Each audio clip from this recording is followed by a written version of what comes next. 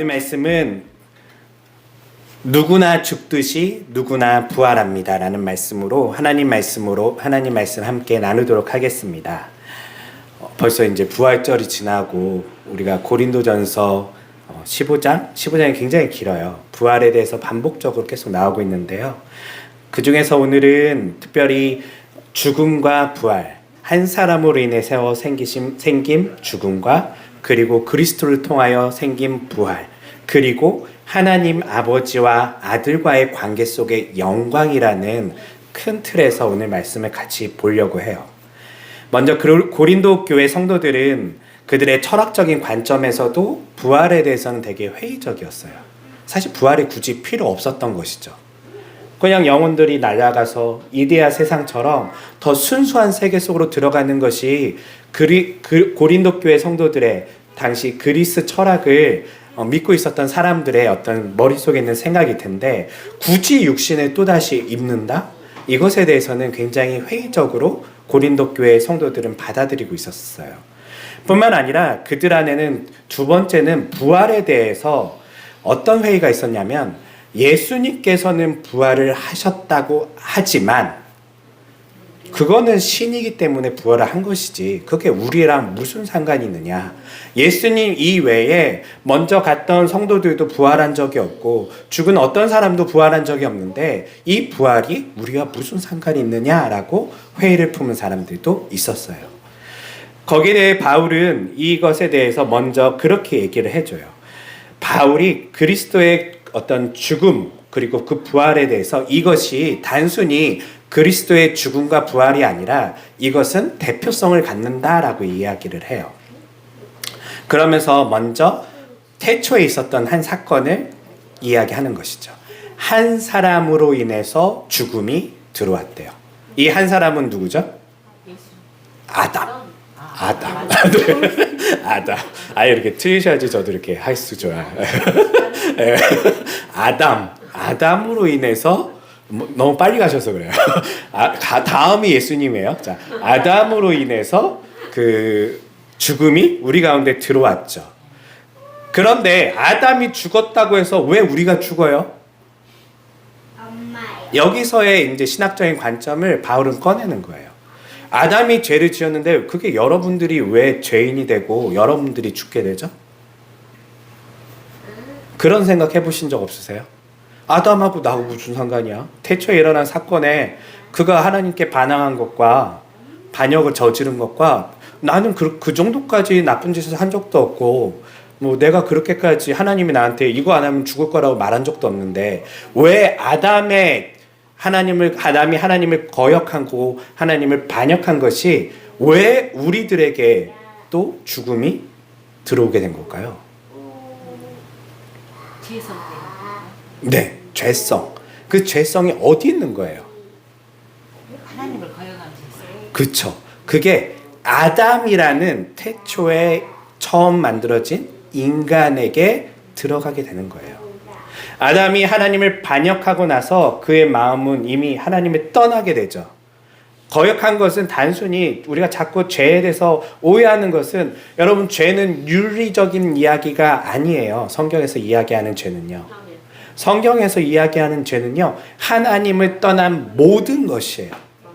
하나님을 떠난 예배, 하나님을 떠난 기도, 하나님을 떠난 선행, 하나님을 떠난 어떠한 것도 성경에선 죄라고 얘기를 해요. 아무리 그것이 좋은 일이라 할지라도. 누구에게? 나에게 좋고 인간들에게 좋고 우리에게 좋다 할지라도 하나님을 떠난 것은 죄예요. 자, 선악과를 먹은 게 아담은 왜 먹었어요? 그게 좋은 거라고 생각한 거예요. 이걸 먹으면 자신도 눈이 밝아져서 하나님처럼 될 수 있다라고 생각한 것이죠. 인간적인 입장에서는 이게 좋은 거예요, 나쁜 거예요? 좋은 거예요. 그렇죠. 좋은 거예요. 네. 인간적인 입장에선 좋은 거예요. 왜냐하면 이제 나도 피조물이 아니라 하나님처럼 볼 수 있다고? 하나님처럼 판단할 수 있다고? 좋은 거죠. 그런데 인간적인 생각일 뿐이에요. 그것은 하나님을 떠난 생각이죠. 그럼으로써 무슨 일이 발생하냐면, 사실은 하나님이 될 수 없었던 인간이 하나님의 그 자리를 차지하려고 찬탈하려고 그 왕의 자리를 뺏으려고 했던 그 시도가 결국은 자격 없는 자가 그 자리에 서려고 하다 보니까 어떤 일이 일어나죠? 지금 우리가 사는 이 세상처럼 된 거예요. 예. 우리가 우리의 생각으로 모든 걸 판단하고 뭐가 선한지 악한지를 판단하면서 우리가 인류 역사를 어떻게 만들었냐면 인류 역사를 전쟁의 역사로 만들었고 인류 역사를 약탈의 역사로 만들었고 인류 역사를 아주 동물들이 살고 있는 사파리에 있는 어떤 잔인한 모습처럼 약육강식의 어떤 모습으로 만들어간 거예요. 약한 사람 것을 빼앗고 가난한 자의 것을 빼앗고 힘없는 자의 것을 빼앗는 이런 모습들이 누굴 위해서요? 우리 인간을 위해서. 누가 판단했죠? 인간이요. 조금 더 힘 있는 인간, 더 힘 있는 인간. 그렇게 판단해서 그들이 하나님처럼 되려고 하니 결국은 남는 것은 이 땅에 온통 혼돈하고 파괴되는 모습들이 남게 된 것이죠. 아담의 이러한 반역은 단순히 이러한 어떤 모습만 가져온 게 아니라요. 죽음을 갖고 와요. 죽음을 왜 갖고 오게 되냐면요. 사실 아담은 원래 창조물이에요. 피조물인데 그가 하나님으로부터 연결돼서 하나님으로부터 공급을 계속 받아야 돼요. 하나님으로부터 영적인 공급도 받고 육적인 공급도 받고 정서적인 공급도 받고 그러면서 그는 영원토록 살아도 행복한 존재가 돼야 돼요. 그런데 그가 이것을 잘라버렸단 말이에요. 더 이상 이제 어떠한 하나님으로부터 오는 기쁨도 소망도 생명도 사라지게 돼요. 그리고 남는 것은 유한한 이 세상에서의 기쁨과 소망과 유한한 약 100년 남짓의 생명을 가지고 살아가는 존재가 된 거죠. 이것을 흔히 우리가 그렇게 얘기를 해요. 꽃이 펴있는 가지를 꺾어서 땅에 심어봐요. 그냥 떨어뜨려봐요. 바로 이 꽃이 집니까? 안 져요. 이 꽃은 여전히 생명력이 있는 것처럼요. 화병에 꽂아놓으면 예쁘게 있어요. 근데 이 꽃이 영원히 예쁜가요? 아니요. 이 꽃에는요, 이제 죽음이 들어온 거예요. 뭐로부터 끊어져서요? 예, 원래 있었던 그 나무, 그 생명으로부터 떨어져 나왔기 때문에요. 당장 보기에는 죽은 것 같지 않아요. 아담도 아마 그 생각을 했을걸요. 내가 먹었는데 안 죽었네? 하나님이 거짓말했나 보다. 이런 생각을 했을 거예요. 왜냐하면 아담이 몇 살까지 살아요? 대략 성경에 보니까 900살 이상을 막 살아요. 에이, 하나님 겁주려고 했던 얘기인가 보다 라고 생각했는데요. 아니요. 성경은 뭐라고 얘기하냐면 그들이 결국은 죽었더라. 900 몇 세까지 살다 죽고 800 몇 세 때까지 살다 죽고 아무리 1000년 가까이 산다 하여도 결국은 죽더라. 이것을 창세기는 반복적으로 얘기를 해요. 그래서 이제 죽음이 인간들에게 더 점점점 가까이 와요. 그러면서 인간의 생명은 점점점 마치 가지에서 떨어져 나온 그 꽃처럼 점점점 시들어가는 모습들을 창세기는 보여주게 되죠. 이렇게 죽음이 시작이 됐는데요. 문제는 우리는 이 가지에 딸려 나온 꽃과 같은 인간이란 말이에요. 여기서 또 다른 가지가 나와요, 안 나와요? 순이 나오기도 해요. 그쵸? 예, 이해하시죠? 우리 식물 키워보면 당장 꺾었다고 해서 이것만 있고 더 이상 안 나오나요? 또 다른 꽃도 피고 계속 자라나요. 이게 인간이에요. 하나님부터 떨어져 나온 이 가지에 이제 계속적으로 자녀가 낳고 자녀가 낳아지면서 인간은 그 가지, 떨어져 나온 가지의 존재와 같은 거예요. 그럼 여기서 나온 가지들도 결국은 어떻게 되죠? 이 나무로부터 공급을 받나요? 못 받아요. 그러면 여기서 나온 순들은, 새 순들은 다 어떻게 돼요? 결국은 죽어요. 이게 죽음이에요. 인간이 왜 죽느냐? 아담이 잘못했는데 우리가 왜 죽느냐? 아담이요, 이걸 끊어버린 거예요. 끊고 하나님으로부터 나왔는데 그의 자손들은요, 이제 공급받지 못해요. 하나님으로부터요. 물론 이 유한한 잠깐 떨어져 나온 가지의 생명을 같이 나눴을 뿐이지, 나눠 써서 살아있는 것처럼 보일 뿐이지, 실제로는 점점점 생명이 줄어가는 모습들을 우리는 창세기를 통해서 보게 된다는 것이죠. 그런데 이제 한 사람으로부터 생명이 들어오게 돼요. 그게 누구죠? 예수님이에요. 성경에 보니까요, 예수님이 인간의 모습으로 이 땅에 오시게 돼요. 이 본래 이 나무였던 예수님께서요, 이제 저 가지를 살리기 위해서요, 저 가지 안으로 들어가게 돼요. 그리고 그 가지 안에서 어떤 일을 그분이 경험하시게 되냐면 죽음을 경험해요. 똑같이. 왜냐면 떨어져 나와 있잖아요. 죽음을 경험하는데 이때 예수님은 원래 이 나무와 같단 말이에요. 같기 때문에 이 예수님은 우리하고 다른 점이 무엇이냐면 우리와 똑같은 가지에 붙어 나오셨지만 이제 하나님으로부터 연결된 분이세요. 그러면서 예수님이요, 이 떨어져 나온 가지를요, 이제 죽어가는 가지를요, 나무에 다시 붙이게 되는 거예요. 맞네요. 이게 바로 죽음과 부활에 대한 이야기예요. 이제 가지에 다시 붙은 이 나무는요, 다시금 생명을 얻게 돼요. 마치 우리가 식물을 가지를 꺾어서 다른 나무에 붙이면 이 가지가 죽어야 살아요. 살죠. 네, 살아요. 네, 젖붙임을 하면 살아요. 그래서요, 바울이 이런 이야기들을 많이 해요. 왜냐하면 너무나 우리가 이해하기 쉽거든요. 죽음과 부활, 생명과 죽음, 이 모든 것에 있어서 이 식물로 가지고 얘기하면요, 우리가 잘 이해가 돼요. 그러면서 예수님으로 통하여 이제 우리가 다시금 생명을 얻었다라는 말이 부활을 한다라는 것과 같아요. 네. 이렇게 먼저 이야기를 하면서 사람들에게 아담의 죄가 너희들에게 죽음을 갖고 왔듯이 예수님께서 이 땅에 같이 죽으시고 부활하심으로 너희가 이제 하나님께 접붙임이 되었다, 이제 생명을 얻게 되었다라는 것까지 우리에게 알려준 거예요. 이해가 되시나요? 예, 이제 고린도 교회 성도들도 조금 더 이해가 될 거예요. 아, 아담이 그런 것처럼 예수님이 하신 행동도 우리의 대표성을 갖는구나. 어떤 누군가만 이 나무 가지를 저 나무에다 붙이기만 하면 사는데 그 붙인 사람이 바로 예수님이시구나 라는 것을 이해하게 된 거예요. 한 사람만 붙이면 돼요. 여러 사람 붙일 필요 없어요. 한 번만 붙이면 살게 되는 거예요. 한 번만 떨어져 나면 죽는 거예요. 이게 아주 대표성을 가지는 아담과 예수님의 모습인 것이죠. 다음은 예수님께서 바울이 이 이야기를 해요. 성도들이 무슨 말을 하냐면, 그런데 아무도 부활하지 않잖아요. 예수님만 부활했지 우리가 무슨 부활을 했어요? 죽은 자가 아무도 부활한 적 없는데요. 같이 고린도 교회에서 믿음 생활했었던 그 선배도 죽었고 그 할머니도 죽었고 그 할아버지도 죽으셨는데 정말 부활이 있어요? 그건 예수님이니까 있는 거 아니에요? 라고 물어요. 그때 바울이 하는 이야기는 바로 이것이죠. 부활에도 뭐가 있냐면 순서가 있대요.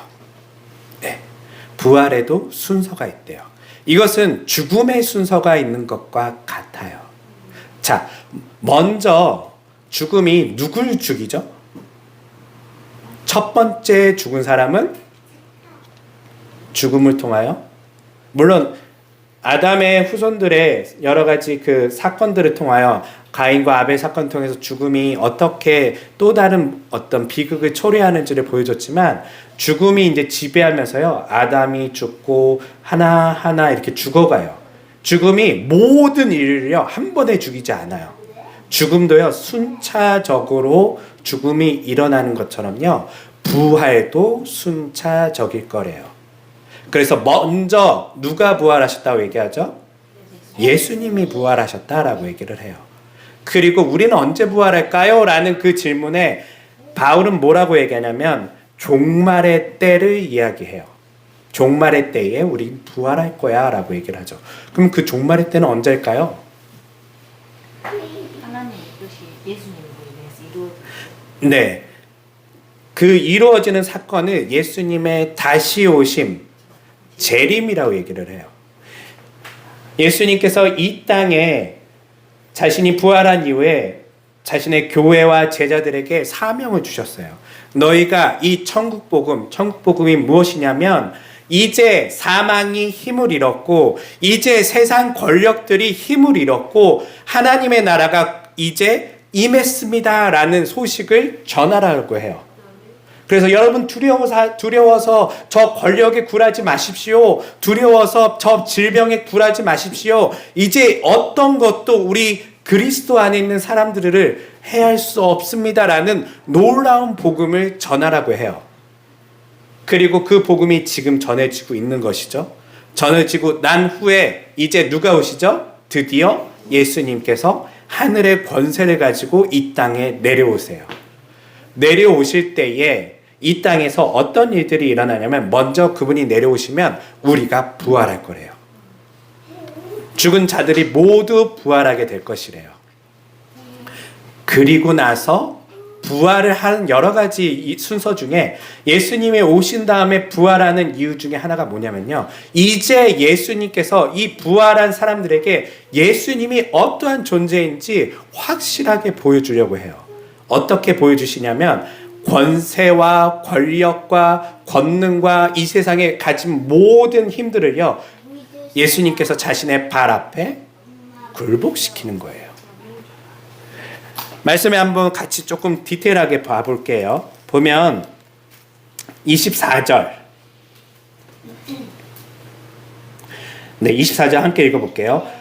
그 후에 세상 종말이 임할 것인데 그때 그리스도는 지상의 모든 권력과 권세와 권능을 다 멸하신 후 그 나라를 아버지 하나님께 바치실 거래요. 네. 모든 잘났다고 했던 내 힘으로 이 세상을 다스릴 수 있다. 돈의 힘으로 권력의 힘으로 살 수 있다. 그 자랑하는 모든 인간과 모든 사람들을요. 예수님의 발 앞에 다 굴복시켜 버릴 거래요. 그리고 이 모든 것을 가져다 누구에게 바치죠? 하나님 아버지께 바쳐요. 하나님께서 이것을 받으신 후 어떤 일이 일어나냐면 25절 함께 읽어볼게요. 시작. 하나님께서 모든 원수를 그리스도의 발 아래 완전히 굴복시킬 때까지 그리스도께서는 왕으로 다스려야 합니다. 26절. 그리고 맨 마지막으로 굴복시킬 원수는 죽음입니다. 네. 하나님께서 이제 모든 원수를 굴복시킬 거래요. 먼저 예수님께서 모든 권세와 권능과 권력을 하나님 굴복시킨 후에 하나님께 바치면요. 하나님께서는 이 땅의 모든 원수들을 굴복시킬 거래요. 이 굴복시키는데 그때까지 예수님께서는 왕으로 이 세상에 다스리시고 계실 것이고 그리고 어떤 일이 일어나냐면 하나님께서 이 모든 원수 중에 최종은 누구라고요? 사망이에요. 사망 또한 누구 앞에 굴복시킨다고요? 예수님 앞에 굴복시켜 줄 거래요. 그러면서 무슨 이야기를 하냐면 성자는 성부에게 이 세상의 권력과 권능과 권세를 굴복시켜 바치고요. 성부는 성자에게 복수예요, 복수. 내 아들을 괴롭혔던 이 세상의 모든 원수들과 그 죽음을 굴복시켜서 완전히 멸하는 거예요. 그 후에 뭐라고 했냐면 그런데 누구는 굴복하지 않는다고요? 당연히 하나님은 아니라고 얘기해요. 모든 것을 굴복시키지만 하나님이 성자에게 굴복하는 건 아니에요. 그러면서 뭐라고 얘기하냐면 그리하여 28절 시작. 그리하여 하나님께서는 모든 것을 그리스도께 굴복시킨 그때에는 하나님의 아들이신 그리스도께서도 모든 것을 자기 발 아래 굴복시킨 하나님께 굴복하실 것입니다. 그래서 하나님께서는 정녕 모든 것의 주님이 되실 것입니다. 네. 성부가요. 이 모든 하나님께서 성부 하나님 아버지께서 이 모든 원수와 사망을 그리스도께 굴복시키니까 이제 성자가 이 모든 굴복시킨 것을 가지고 성자 또한 하나님 아버지 앞에 무릎을 꿇고 굴복할 거래요. 이게 무슨 말일까요?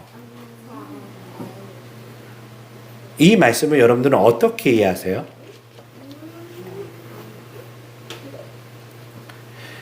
이 말씀은요, 사실 이 말씀을 이해하기 위해선 요한복음을 조금 살펴볼 필요가 있어요. 요한복음 한번 넘겨주시겠어요? 네. 요한복음 17장 1절에서 5절까지 함께 같이 읽도록 할게요. 이 말씀을 마치신 후 예수께서는 하늘을 우러러보시며 기도하셨다. 아버지여, 마침내 때가 왔습니다. 아들을 영화롭게 하시어 아들이 아버지께 그 영광을 돌리게 해 주시옵소서. 아버지께서는 아들에게 땅 위에 있는 모든 사람을 다스릴 권한을 주셨습니다. 그래서 아들은 아버지께서 맡기신 모든 사람에게 영원한 생명을 줄 수 있게 되었습니다. 영원한 생명에 이르는 길은 이것입니다. 곧 그들이 오직 한 분이신 참 하나님 아버지를 알고 또 아버지께서 땅 위에 보내신 예수 그리스도를 아는 것입니다. 나는 아버지께서 내게 맡겨주신 모든 일을 다 이룸으로써 땅 위에 아버지께 영광을 돌렸습니다. 아버지여, 그러므로 이제는 세상이 시작되기 전에 내가 아버지와 함께 누렸던 그 영광을 아버지 앞에서 다시 누릴 수 있도록 나를 영광되게 해 주옵소서. 오늘 이 고린도전서 15장의 내용과요, 이 요한복음 17장의 내용이요, 사실은 같이 들어가요. 예수님께서 이미 하셨던 이야기예요. 이제 하나님께서는, 이 예수님께서는요, 이 모든 것이 태초에 세상이 시작되기 전에 아버지와 내가 누렸던 영광의 상태로 되돌릴 거라는 거예요. 예수님께서 모든 권력과 권세를 하나님 앞에 굴복시키고, 하나님께서 예수님을 괴롭히고 이 세상의 모든 인간들을 왕노릇했던 사망을 그 아래 굴복시킨 후에 또한 예수님 또한 이 모든 것을 가지고 아버지께 굴복하면서, 이 굴복이라는 건 비굴한 게 아니에요. 영광을 돌리면서요, 하나님께서는 영광 받으시게 되고요. 그리고 성부는 또한 이 모든 과정에게 오히려 성자에게 가져다 주면서 영광을 서로 주고받는 모습, 그 가운데 질서가 있는 모습으로 오늘 말씀이 보이는 거예요. 이 사건은 언제의 사건이라고요? 그렇죠. 세상이 시작되기 이전에 본래의 하나님 아버지와 아들 예수님의 모습으로 회복되는 거예요. 태초에 그때로요. 이제 죄가, 사망이 없었던 그때의 영광스러운 모습으로 돌아가는 것이죠. 그러면 왜 성도들은 이때에 예수님께서 이거 다 끝난 다음에 부활시켜주면 좋은데 이거 시작되기 직전에 부활시킬까요? 오자마자. 하나님의 영광을 봐야 되잖아요. 네, 맞아요. 영광을 보고 뭘 하게 하려고 하냐면요, 그거는 계시록에 나오게 돼요. 계시록, 요한계시록 7장, 같이 보도록 할게요. 7장 9절. 여기에는 없을 거예요. 제가 읽어드릴게요.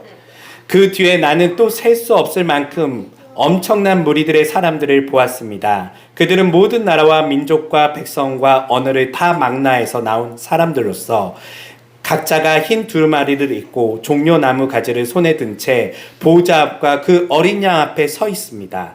그들은 다 함께 큰 소리로 외쳤습니다. 구원은 보좌에 앉으신 우리 하나님과 어린 양께 속한 것입니다. 아멘. 이걸 위해서 우리를 부활시켜 주시는 거예요.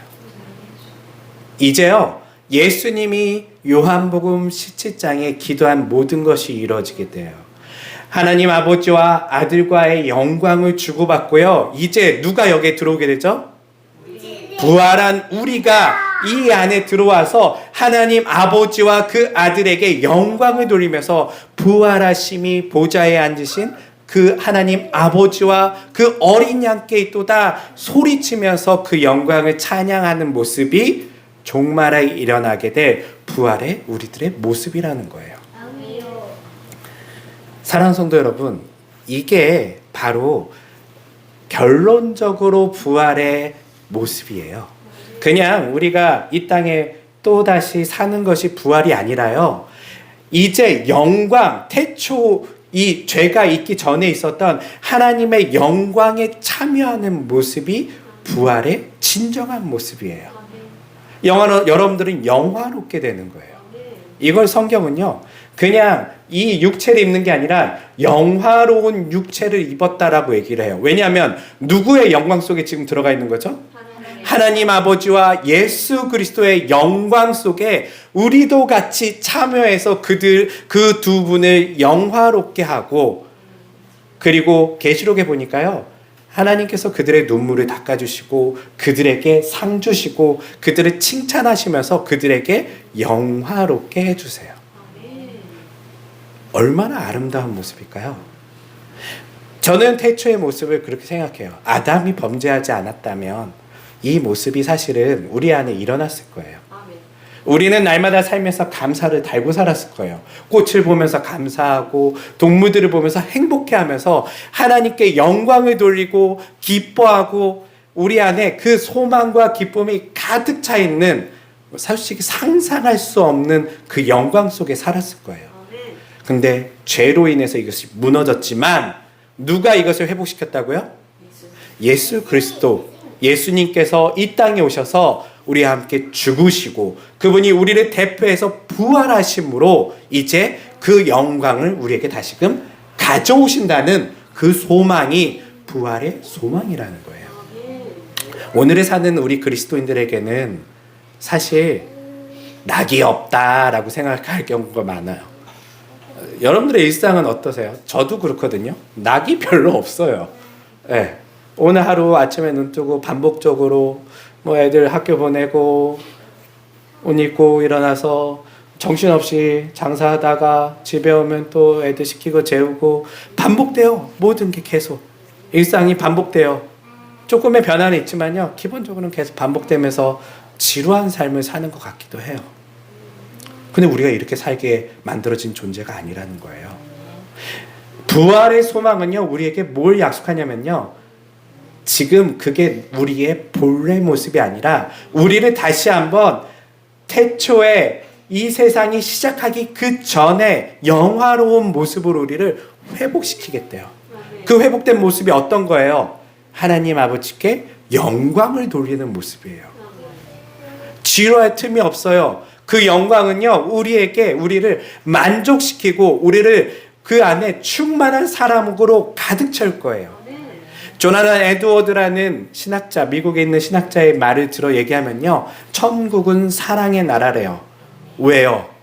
그거는 사랑의 원초적이신 본래 그 사랑이신 하나님과 우리가 함께 한다면 천국은 사랑으로 가득 찰 거라는 것이죠. 사랑하면 영원한 시간도, 사랑하면 어떠한 환경도 문제가 되지 않아요. 그 안에는 기쁨이 가득 차고요, 소망이 가득 찰 거예요.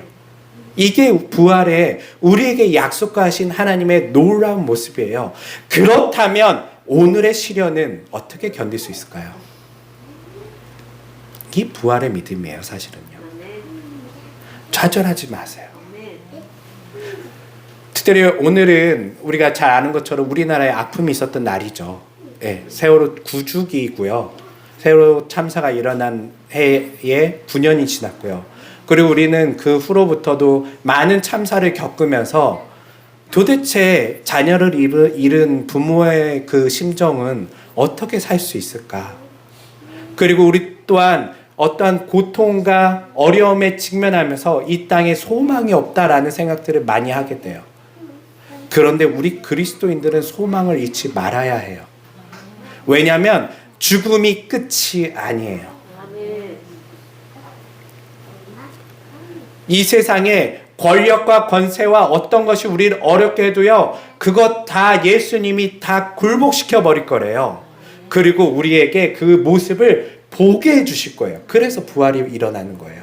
우린 그 모습을 보면서, 여러분 한번 생각해 보세요. 여러분들을 그토록 괴롭혔던 그 돈, 그 질병, 그 어려움을 주었던 그 사람들, 그 모든 것들을 누가 굴복시킨다고요? 예수님이 굴복시키는 것을 두 눈으로 보게 된다면 여러분들 마음에 어떤 마음들이 생기시겠어요? 말할 수 없는 갚아주심, 신원. 하나님 너무 감사합니다. 하나님 너무 고맙습니다. 마치 하나님 아버지께서 예수님을 죽였던 그 죽음을 최종적으로 예수의 발 앞에 굴복시켜버리는 것처럼 예수님께서도요, 우리들을 힘들게 했던 그 권세와 권력과 그 권능을요, 다 굴복시켜서 우리에게 보여주실 거라는 거예요. 오늘을 사는 우리에게는요, 사실 우리의 미래는 힘든 일들이 많아요. 앞으로 계속 일어날 거고요. 그때마다 우리는 그 소망을 가지셔야 돼요. 이게 끝이 아니다. 반드시 부활할 것이고, 부활할 때에는 하나님께서 그 모든 것을요, 다 역전시켜서 나를 힘들게 했던 그 죽음, 나를 힘들게 했던 그 권력, 나를 힘들게 했던 그 돈과 이 세상의 그 세상의 권력들을요, 하나님께서 굴복시키면서 우리들에게 본래의 영광에 들어갈 수 있게끔 우리를 초청할 거라는 걸 미리 우리는 상상하면서 기다리면서 소망하면서 오늘을 살아가는 것이 우리 그리스도인들의 힘이라는 것이죠. 복음이 복음인 이유는요, 나중에 죽어서 좋은 일이 있을 거라는 것을 담보로 하기 때문에 복음이 아니에요. 복음이 복음인 것은요, 이제 무엇이 힘을 잃었다고요? 사망이 이제 힘을 잃고, 마치 생명이 처음 힘을 잃었을 때 기억해 보세요. 1000년가량 살았던 아담이 사망에게 굴복하고요, 점점점 모든 인간들이 사망에 굴복하게 되는데요, 이제 반대로 일어날 거예요. 이제 사망의 권세는 힘을 잃고요, 생명의 권세가요, 점점점 사망을 굴복시키면서 어떤 일이 일어나면 이 땅에 복음이 전파되는 거예요. 그런 사람들이 일어나면서 이 땅에 권세와 권력에 굴하지 않고 로마의 압제에 맞서 싸웠던 것처럼 오늘날에도 어려움과 고난 속에서도 그것에 굴복하며 사는 사람들이 아닌, 그것과 오히려 아니 너의 권세와 너의 죽음 또한 예수님께서 이기셨다는 것을 그들에게 소리치면서 당당하게 사는 오늘을 사는 그리스도인들, 이게 바로 복음의 아주 중요한 핵심이라는 것이죠. 성도 여러분, 부활을 믿으십니까? 소망을 가지세요. 부활을 믿으시면 절망하시면 안 돼요. 오늘 힘들죠? 맞아요. 힘들어요. 내일도 힘들 수 있어요. 하지만 절망하지 않을 건요, 내일 힘들고 내일 모레 힘들고 내일 모레 힘들고 100일 동안 힘들고 1000일 동안 힘든다 할지라도 뭐가 약속되어 있다고요? 부활. 반드시 하나님 아버지와 그리스도 예수께서 승리하리라. 그리고 나는 그것을 눈으로 보게 될 것이고, 그때 나는 모든 것을 갚아주시는 그분 앞에 계시록에 나오는 것처럼 구원하심이 보좌에 앉으신 우리 하나님과 어린 양께 있도다 소리치면서 그 영광에 참여하는 그날을 경험하게 되는, 그날을 우리가 미리 바라보면서 살아가시는 주님의 사람들이 되시기를 주님의 이름으로 축원합니다. 기도하겠습니다.